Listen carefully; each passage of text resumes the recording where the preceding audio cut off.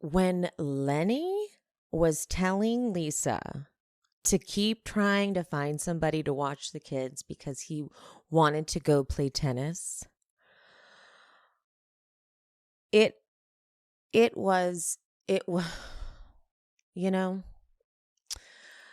it reminded me of when, like, when you call your boss and tell them, like, look, I've called everybody, it's impossible, it can't be done, and they go, okay, well, keep trying.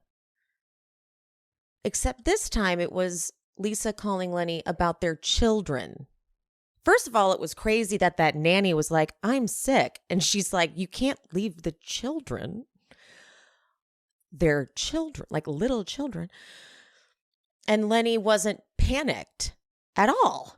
He was like, oh, well, I really wanted to go play tennis, but keep trying. Oh. So we will get all of the way into that. But before we do, if you're not already subscribed, please just think about it. Just think about subscribing, because I'm releasing new episodes at least 3 times a week. And I'm talking Bravo. I'm talking true crime sometimes talking scripted. And if you're already subscribed, love you, mean it. And I have a Patreon now, and as part of the benefits for members of the Patreon, I will be releasing episodes a little early for members before I release to the regular feed and to YouTube. And for my YouTube queens, FYI, I will be disabling the membership soon, just because I'm moving everything over to Patreon, because there I can give you much more benefits and much more value. And so, yes, that's all the business that I need to discuss, because let's get into this episode, episode 5, Miami Destination Divorce. My name is Emily, and I have been watching Bravo TV as a form of self-care for over a decade. Needless to say, I'm a complete mess. Subscribe and follow along for painfully insightful recaps about Bravo, true crime, and other great TV. Hit that bell. We open on Lisa's voiceover. We just had a pool party at the house with all our friends, and I thought everything was going amazing. And they immediately cut to her telling Lenny to put his arm around her, quote, like you love me, which I'm like, this is not an example of how they were doing amazing, right? Come on now. But then in a blink of an eye, my life changed. Now, I don't want to be insensitive to Lisa, because I think it goes without saying that Lenny's a piece of shit. It does. And I don't want to seem like I'm shaming Lisa, but I am going to comment on the fact that this wasn't not obvious. This guy was not nice to her. He was checked out. He barely reciprocated any kindness. Anytime she begged for kindness, he barely gave it to her. So there's an element of it that does she deserve any of it? No. Like, I'm trying to make it very clear, like establishing at the top of this, that I do not in any way blame her, because she doesn't deserve it. She clearly was living in denial. The scary part, though, is that she kind of is still living in denial. A little bit, like when she was on Watch What Happens Live with Larsa, there was still a little bit of it. She's probably just being very careful with what she says, though, because there's divorce proceedings and it's going to probably get ugly. So she's probably just being careful with what she says. So I'm not going to really hold that against her. But leading up to this was coming. He was not good to her, and she just wanted it so badly to stay together. And that's something that I hope she gets therapy for, so that she can figure out why she was holding on and denying what was so obviously right in front of her, you know? So they have on the screen, it goes 3 days later, and then it's her crying and telling the ladies that I don't think my marriage is going to survive. And Alexia, well, is there somebody else involved? Because Lisa goes, yes, there is somebody else involved. He said, you need to find a home for you and the kids. And Marisol, what about a home for his kids? It's a great opener. Great opener. And then credits, taglines. This cast, God, this cast. Best idea ever to bring this whole cast back. God. Just okay. Marisol and Lisa FaceTime talking about the trip to the Keys. And it's going to be Alexia's birthday when they go. And everything becomes foretelling when you know, like that's why they do that. They start you with the way the show's going to end or the episode's going to end, because then every single thing they put in it is going to be the, foretelling for, because Lisa goes, I want to make sure everyone is happy. Happy is the key word. Oh, it just gave me goosebumps. Julia's daughter, Emma, who is, my God, when they are side by side hugging, their profiles are identical. Identical. Thank God this daughter comes home because, Julia, she was not doing okay. So she's finishing up high school in Paris. Here's a question I have, though. Julia tries to do the how are your grades? Are your grades good? And Emma's like, don't even act like you've been to a parent-teacher meeting since I was in 7th grade. And doesn't even know the name of Emma's school. And to me, that's a little bizarre. Because an overbearing mom, you would think that she would sort of be on top of that stuff and know all those details and be present in that way. And it kind of leads me to think that Julia is just nervous and control and anxiety, it's an abandonment issue thing. It's if she had it her way, they would just kind of be homeschooled and next to her at all times. Anyway, I just thought that was kind of bizarre. But they sit down, Martina, Julia, and Emma sit down and have lunch. And so Emma brings up that she's getting a scooter, and whoa. Did anyone else notice that Julia, as she's talking to Emma and getting really mad and she starts screaming at one point, her eyes are darting at the camera back at Emma, I think she's freaked out because she knows she's kind of losing it. Martina is okay with it, but obviously Martina is logical, because at one point Emma's sometimes I don't wear a helmet. What the? And Julia is irrational about it. You kind of can't control that Emma's going to do this because she's going to move back to Paris and she's going to do it. And Julia just wants Emma to say she won't do it, but that's not going to happen. She's going to do it. So Martina is saying she's okay with it, but she's trying to say it's crazy that you're not going to wear a helmet. But Julia is screaming and yelling, and Martina has to snap at her. Can I finish? And it says it's crazy to not wear a helmet. Promise you're going to wear a helmet.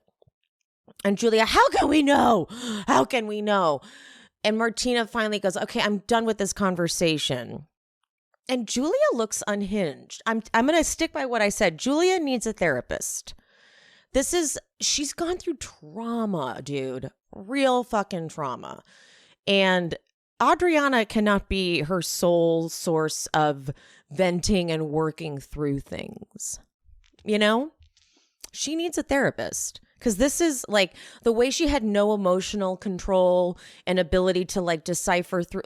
What happens with her kids is it's all reactive. That's kind of what I'm getting. As soon as her kid said something, she reacted.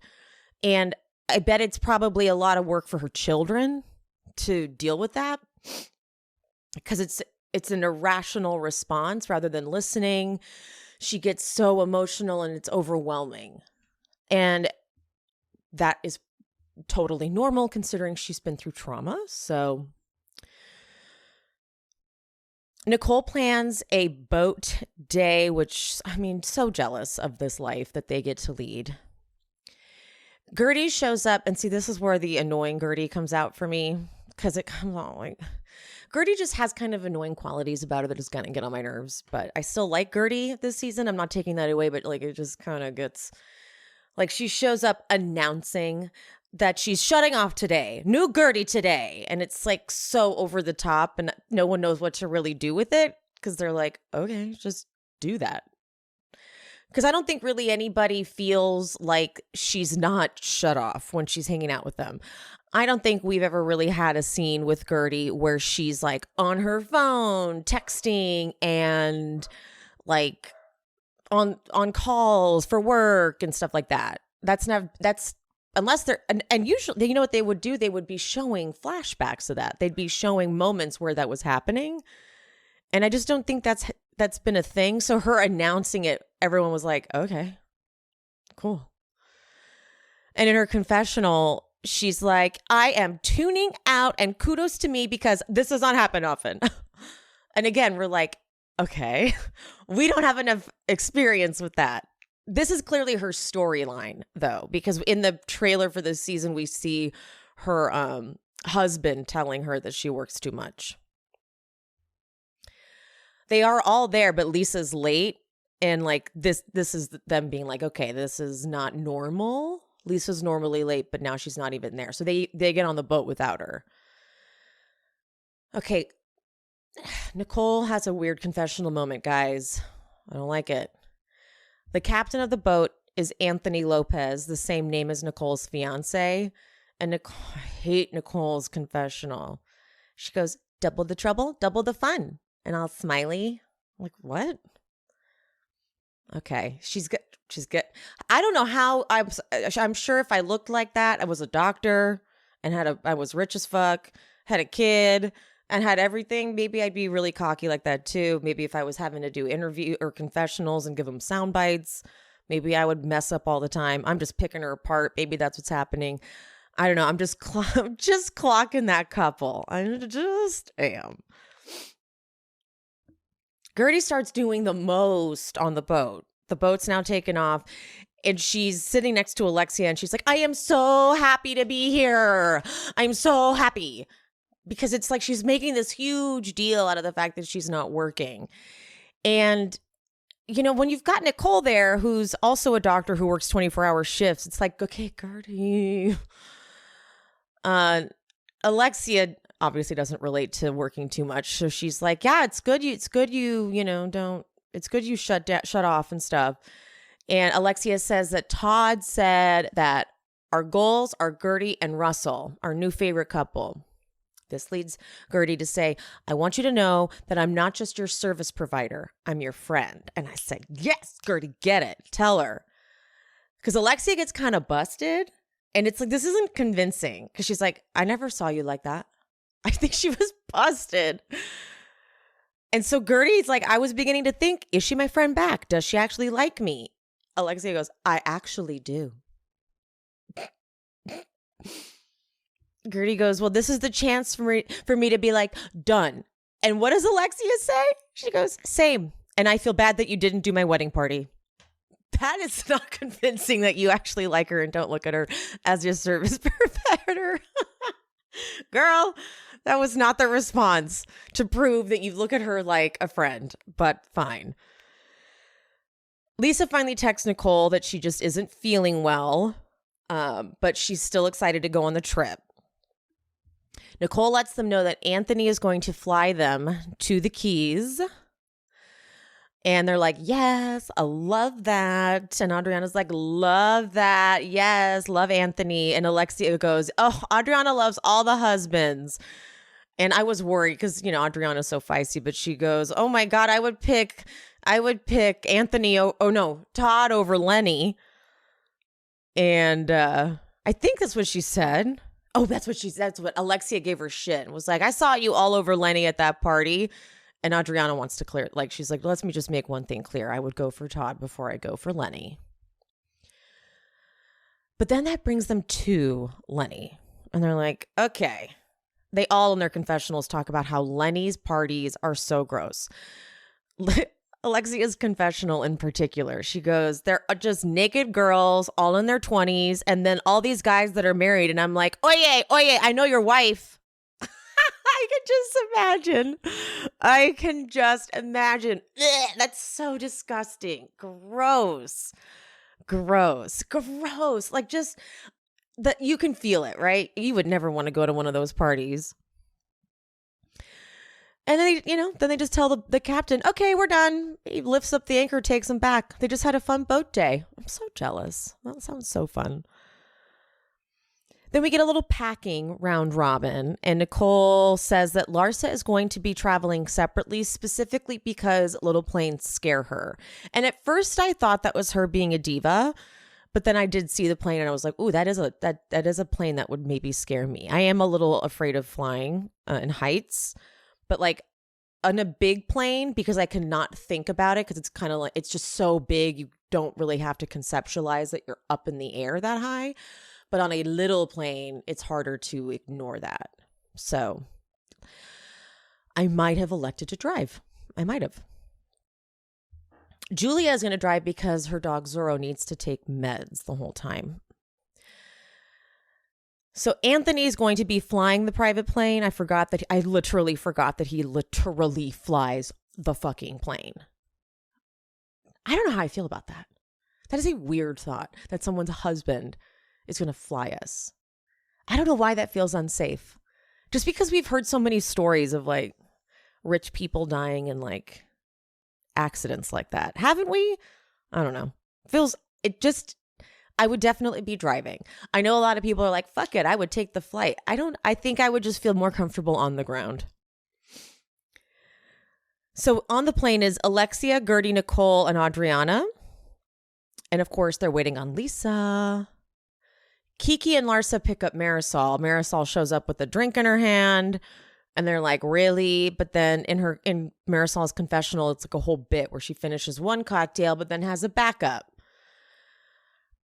It's weird because I want to judge Marisol for this, but she really doesn't ever appear sloppy or drunk. Like never. Does she ever appear drunk? I don't think one time I've been like, wow, she's too drunk or sloppy. She's just not. Ever.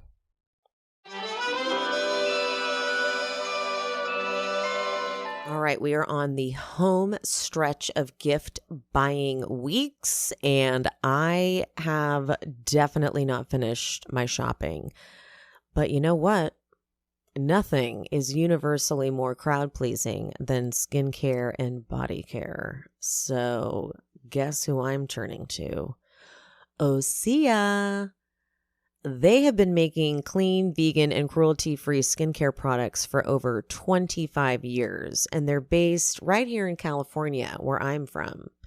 They use seaweed as their hero ingredient, and seaweed is a nutrient-rich superfood with endless benefits, including anti-aging, and moisturization.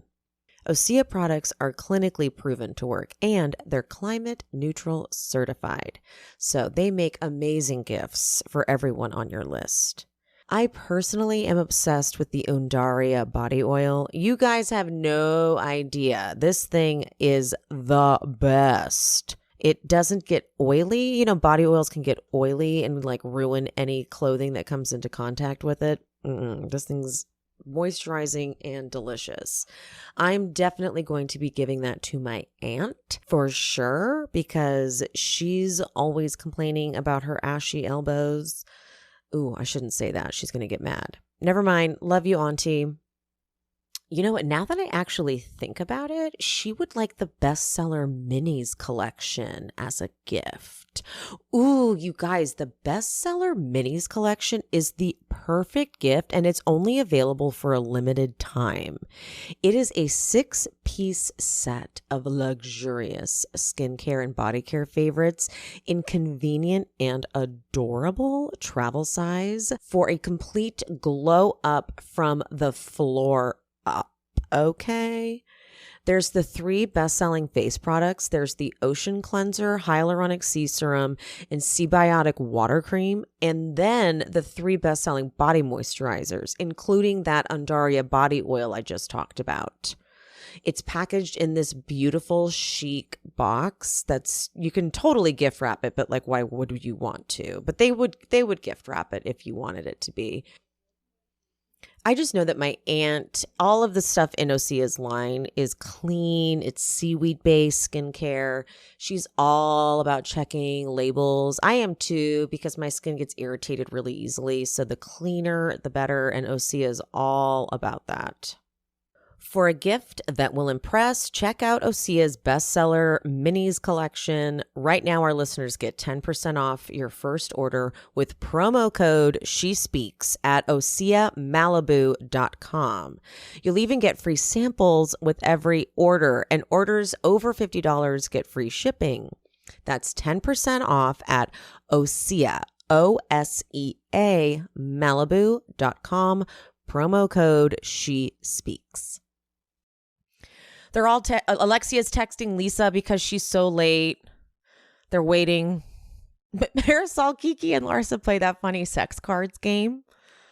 And they're like, when they start looking up, they're like, what's bukkake? And then the dirty Sanchez and the hot Carl.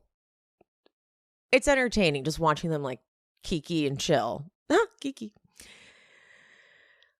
Alexia and Marisol are FaceTiming and they're like, we are still waiting for Lisa. They're like, Alexia goes, you guys will probably get there before we do. And Anthony now is pissed. I don't blame him. I really don't blame him, especially because he probably thought he would pop him over 20 minutes there, 20 minutes back and go back to his meetings. And he's like, you can tell her she can drive or not go. It's 2 hours late. And as much as I'm like sad for Lisa, I also am like, you could have just like the producers could have texted something. But when she does show up, she seems so fragile that they're like, okay, just let her get in the car. We're not going to say anything. And when they land, they get on the van and Adriana's like, are you okay?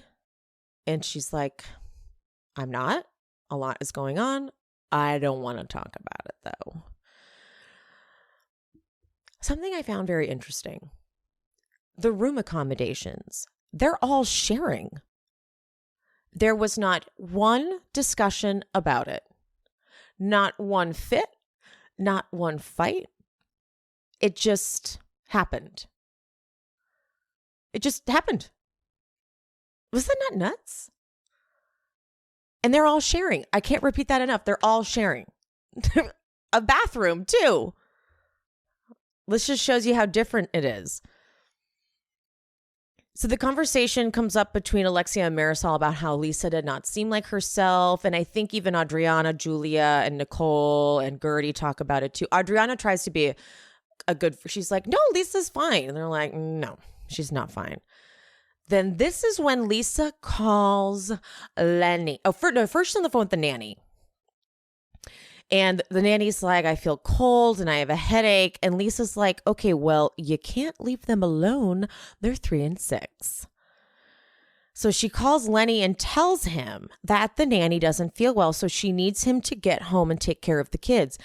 He goes, well, I was hoping to play tennis, but, obviously if you can't find somebody, I will go home. So keep trying to find somebody. And Lisa like pauses, like she's like, oh my God. She goes, I'm working on that, but I'm letting you know that you're probably going to have to cancel your tennis lessons. And then Lenny says, I understand that, but I would really like you to try and find somebody. And she says it one more time. I get that, but I'm telling you, you'll probably have to cancel your tennis. And then he would pause for, yes, I get that. And I'm saying if I have to, I will, but I would like you to keep trying to find somebody. And then he goes, okay, I would really like you to try and find somebody. Okay. And then finally she goes, what the fuck telling me about the tennis? This is fucking bullshit. Her voice, oh my God. Fuck the tennis. Be with your fucking kids. And he goes, I'll just come home and I'll stay home. Oh, I'm sorry. Oh, excuse me. I'm so sorry that you had to stay home with your kids. Your kids. Oh, God. Oh, my God. You. All right, so they go by the pool. Now it's like party by the pool time. The bartender out there is ready to fucking party. She's seen some shit. That bartender is weathered and has been doing this for a minute. Okay. I feel like she doesn't just work there. She also works at some dive bar somewhere else. Cause she was ready to go. They order some delicious looking sushi. My goodness, a spread of all spreads. But Lisa comes out and at that point she cannot even. She admits she's not doing okay. And so they move over to the lounge chair area, and Lisa says like she may have to leave because she doesn't have a nanny. And I didn't realize that the woman who fell in the shower and broke her arm was one of the women who takes care of her. And then now Lisa's like, and then my dog died and everything is just colliding. And it's like, I was like relieved. She started crying. I was like, when is she going to break down? This woman needs to break down. Please, Lisa, break down. Because it's like, you cannot hold this in. You can't. You have to break down. You have to let this out. Please. And the women comfort her. And Gertie asks, where's the best place for you? Is it home? And I love this question because something that kind of bothers me is when people force someone like, no, you should stay. You stay here. It'll be best for you. Ask the question, where is the best place for you? Ask that question. I think that's better than assuming it's where you want them to be. It puts pressure on them in a weird way. You know what I mean? But then, oh my God. Lisa, I don't know. Oh, because she doesn't know. And Larsa hugs her and asks her, she's like, this is what I'm sure we were all hoping for, like the feud between the two of them. I just hoped that as soon as this happened, it would be over because it was so petty. And Larsa hugs her and says, you're never like this. What's up? Lisa's sobbing. You guys don't know. Marisol, what is her solution? She goes, let me get you a stiffer drink. And she goes over to the bar, and Adriana and Julia are still at the bar eating. Respect. They don't know what's about to happen. Finally, though, Lisa admits that she's having marital issues. Alexia, Nicole, and Larsa, I realize that they're pretty trained on supporting Lisa in this. I mean, I got to tell you, a blind person could see that this marriage is just not working, that Lenny does not give a shit about her. But their friend wants it to work, so they have clearly, they'll give her what she needs. So first, I think it's Alexia goes, nope, it will, because you have the right attitude. And then Nicole goes, sometimes you have to step away. And Larsa goes, things are going to change. Things change all the time. I was in a 21-year marriage. And I bet they're used to Lisa going, yeah, you're right. Lenny's going through something. And they all just kind of smile and nod and because until your friend is willing to say it themselves, you can't force it. And if you say too much, then they start to alienate you from their lives, And then Lisa goes, nothing is going to change. And cue Marisol, skinny margarita, real stiff. Here you go. And Lisa goes, I don't know if I should be drinking. And that's when it's really serious. And she says, I don't know if my marriage is going to survive. I think it's over. And Larsa gives a good first standard friend response. She goes, it's not over unless you want it to be over. And then Lisa goes, it's not up to me.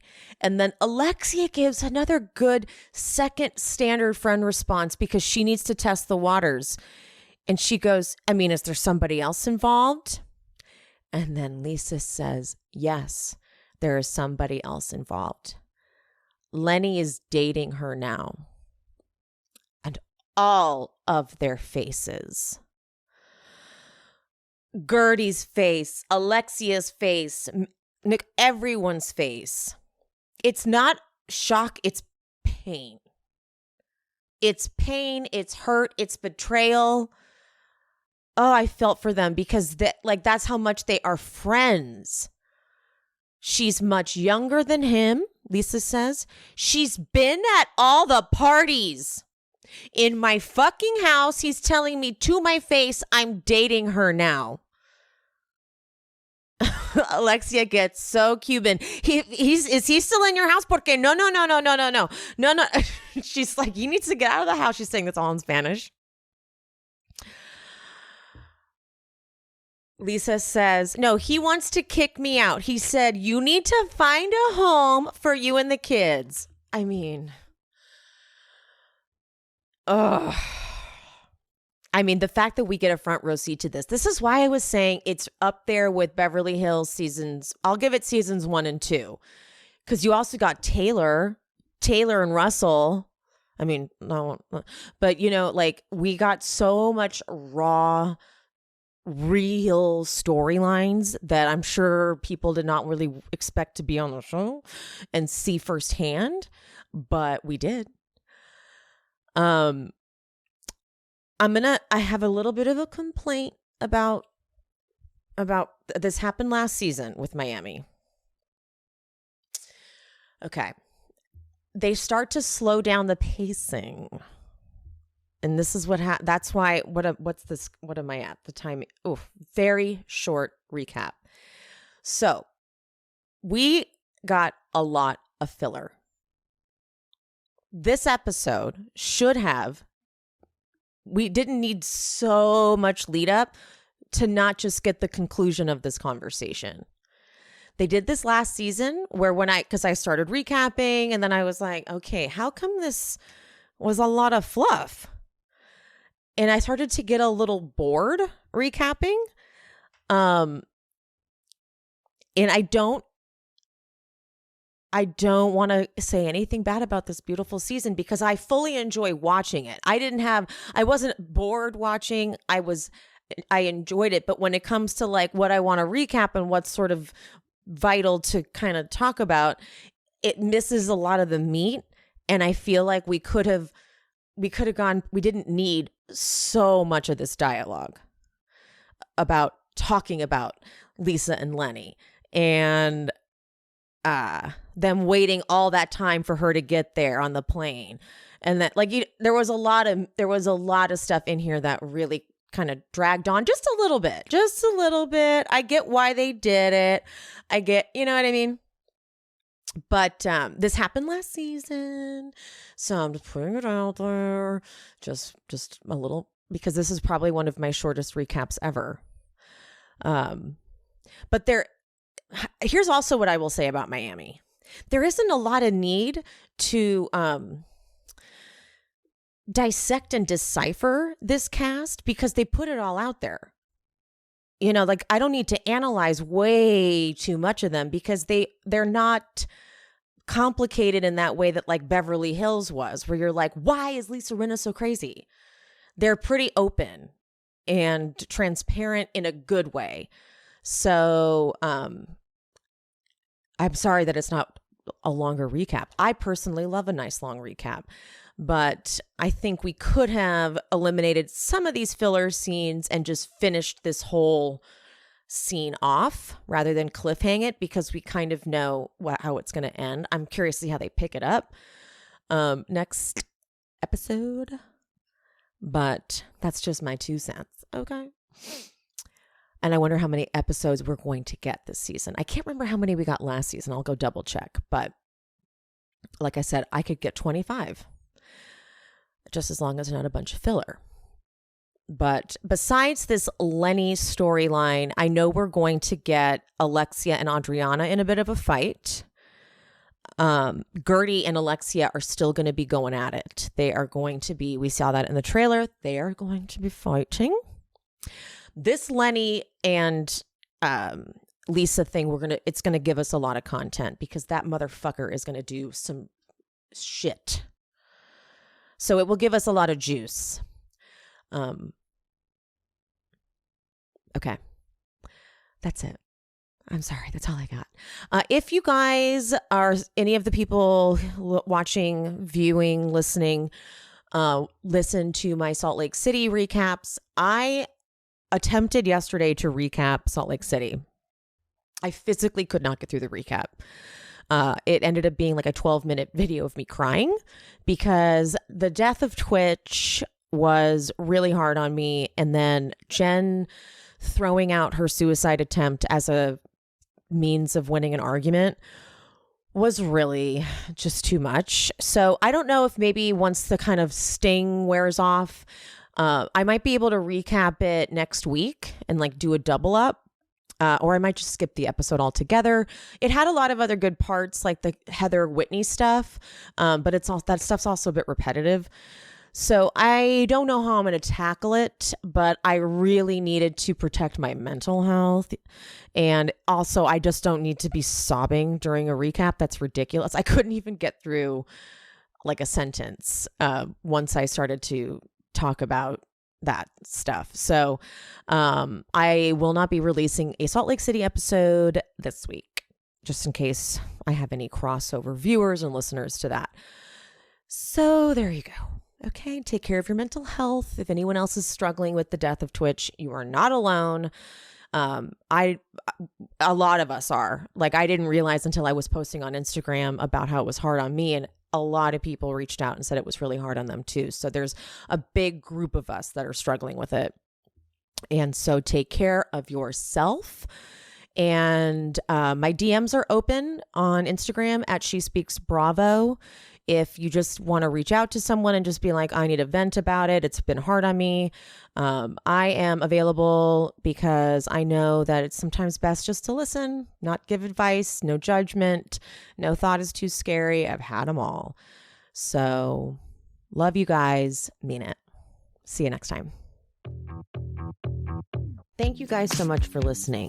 If you want to support me, please go to buymeacoffee.com/SheSpeaksBravo and buy me a coffee or 2 or 5. Also, please subscribe to my YouTube channel, She Speaks Bravo with Emily Hanks. And if you haven't already, please rate, review, and subscribe to the pod. Thank you guys. I'll see you on Instagram or TikTok at She Speaks Bravo. Bye.